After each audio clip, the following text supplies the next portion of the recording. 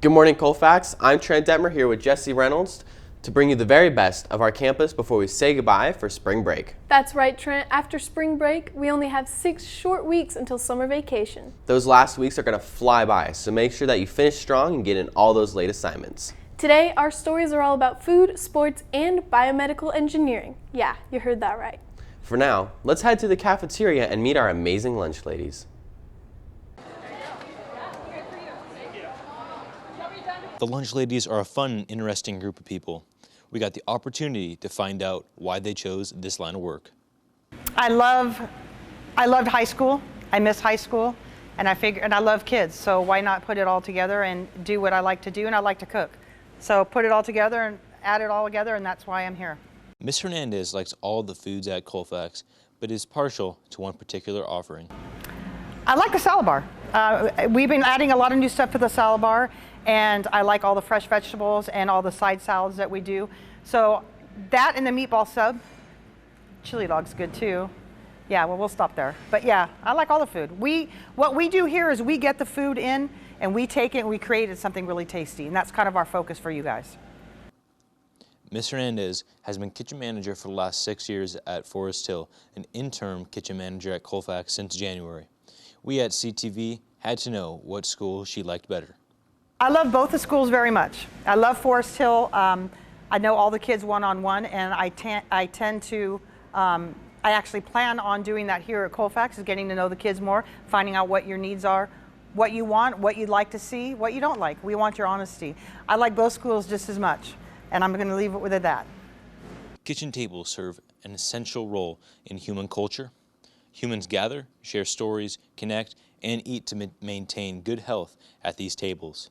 The lunch ladies of Colfax take responsibility for making sure those that gather around their tables are not only fed, but also have the opportunity to connect with them and their fellow students. Sometimes the lunch ladies get forgotten because they're back in the kitchen all day and they don't get seen very much, but we're here and we love when the kids come and talk to us and hang out and like making jokes with them, and everybody has a great time. Colfax High School is lucky to have caring ladies behind the food they serve. So the next time you grab a bite at the cafeteria, remember to say hi, share a story, and connect. A big thanks to Dom and Jake for shining a light on the cooks who work hard to bring us meals every day for lunch. In studio today, we have a special guest to introduce some long-awaited awards. Good morning, Mr. Lombard. Good morning. At our Back to School Day, Colfax announced that we would eventually honor students every couple of months with the Falcon Award. Can you tell us about that? Yeah, the Falcon Award gives faculty members an opportunity to nominate students on a monthly basis for demonstrating the values of celebrating, serving, supporting, and respecting our nest.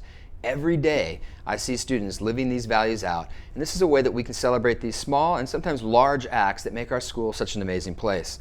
Each award winner will receive a commemorative pen, just like this one, to remind them of the values that they model and that it matters to the Colfax High School experience. And I understand there's some new academic lists? Absolutely. Our academic lists are intended to celebrate day-to-day efforts students are putting in to make sure they are creating the futures that they want for themselves. There's, of course, the Alpha Omega list, which honors students who have a GPA of 3.75 or above. There's the Principals list, which honors students who have a 3.5 to a 3.7 GPA. And then there's the Dean's list that honors all students who have made some kind of improvement in their GPA from one grading period to the next. I love that award because it shows that we're really trying to look at improvement and not just those kids who are the 4.0 kids. And we're hoping that those improvements will allow those kids to get up to that next level. You can see these academic lists in the foyer of the Pucci Pavilion, and the Falcon Award pens will be delivered to your classroom this block. So what do we have next? Hey, let's kick it out to those guys that know their X's and O's of sports reporting. That's Maxx and John for CTV Sports.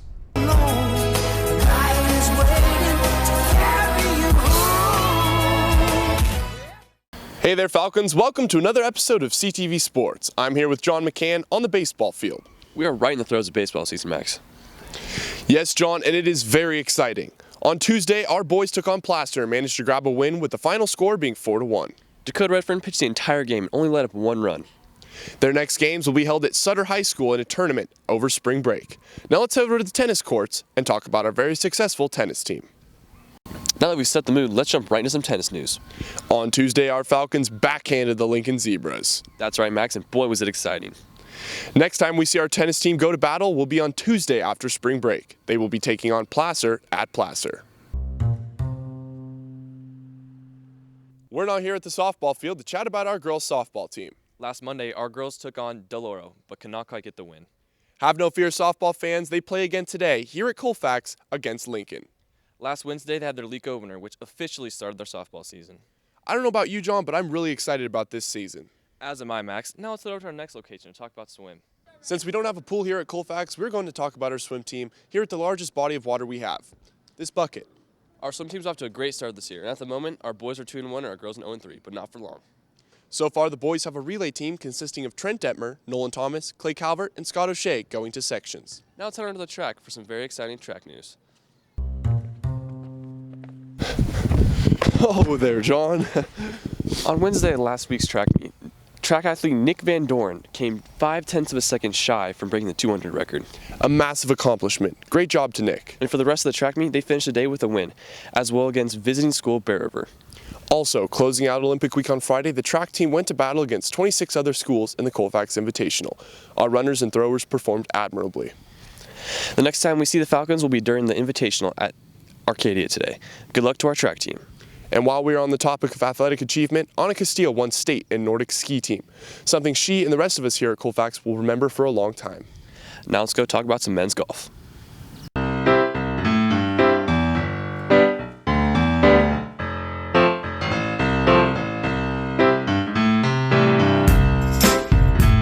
Sadly, we do not have a golf course on campus, so we settled for the next best thing, a relatively open field. That's right, Max. And now we're in the right location. Let's give you some men's golf stats.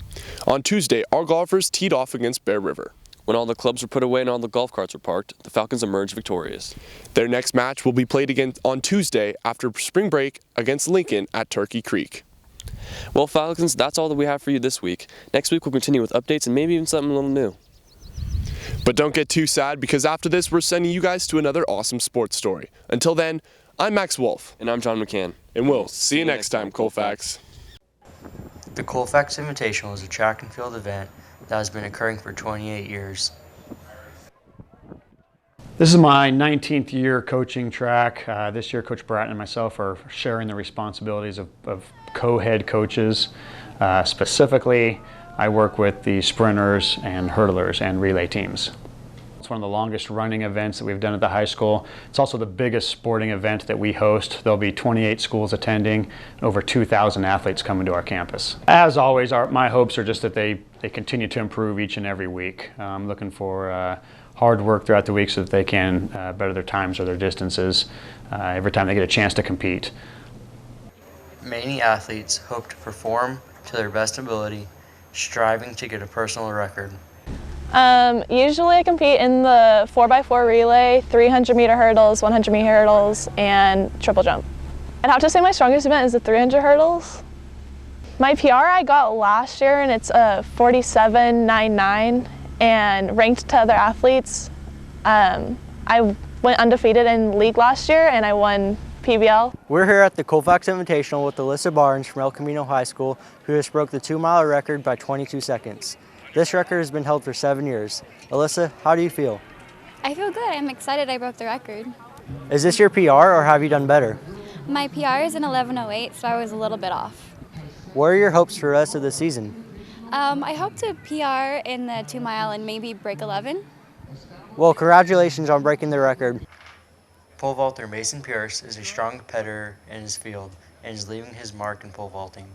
I compete in the pole vault, the 400-meter dash, and the 4x4 relay.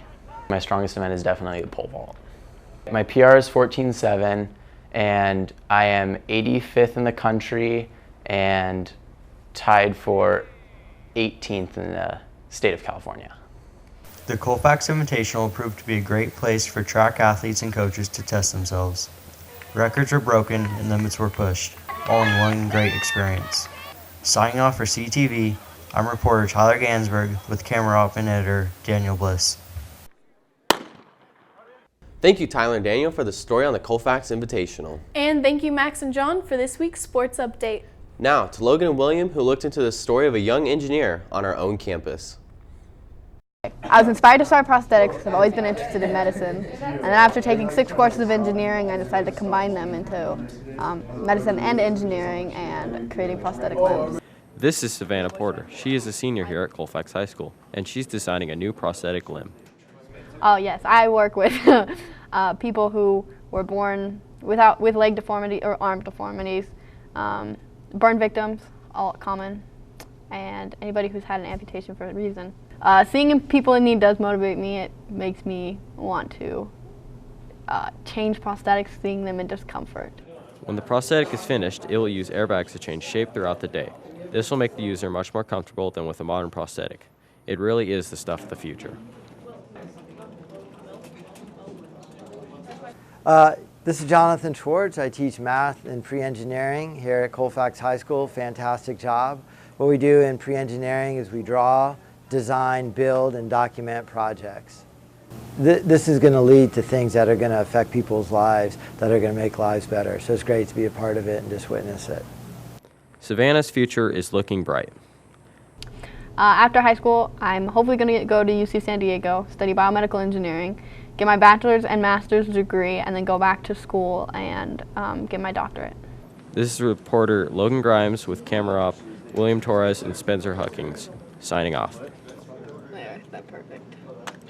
Thank you, boys. What an amazing story. That's right, Trent. And more excitement to come with Carson and Elijah here with another local spotlight. Take a look.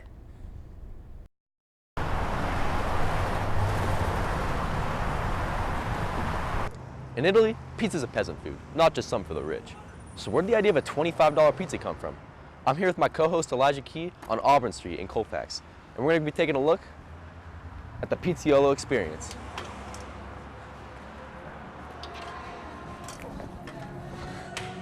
After arriving, we were stunned at the environment of the restaurant, and the staff was eager to talk to us. Let's see what they had to say about the restaurant. How are you doing today, Kaylee? I'm good, thanks. Now, Kaylee, would you mind telling us a little about the origin of this restaurant? Yeah, so the restaurant itself started about 4 years ago in 2012. And Pete, the owner, and Jacqueline, Pete's family is originally from Italy, and he's wanted to own a pizza restaurant ever since he was a little boy, and so him and Jacqueline got married, and they kind of made their dream his reality. All right, so where do you guys get your ingredients? Are they fresh? Yeah, we have lots of different vendors. All of the ingredients that we use on all our pizzas are fresh, and a lot of it is local actually too. What's unique about your guys' oven, or how you make pizzas? Well, what's different about our oven is, well, we have a fire in it, and it takes about 90 seconds to cook each pizza, and the oven's at about 700, 800 degrees, so it's pretty hot. We'd like to give a huge thank you to our friends at Pizzaiolo for giving us the opportunity to come in here, showing us around, and letting us make and eat some bomb pizza. I'm Carson Buol. And I'm Elijah Key. With camera ops Dominic Hofheinz and John McCann, and we'll catch you on the flip side, Colfax. Thank you, Elijah and Carson. It's great. It's on your way in and out of school. That's right, and we're almost out of here. And heading off to spring break. Have a great day and enjoy vacation, Colfax. I'm Trent Detmer. And I'm Jessie Reynolds. See you next time, Colfax.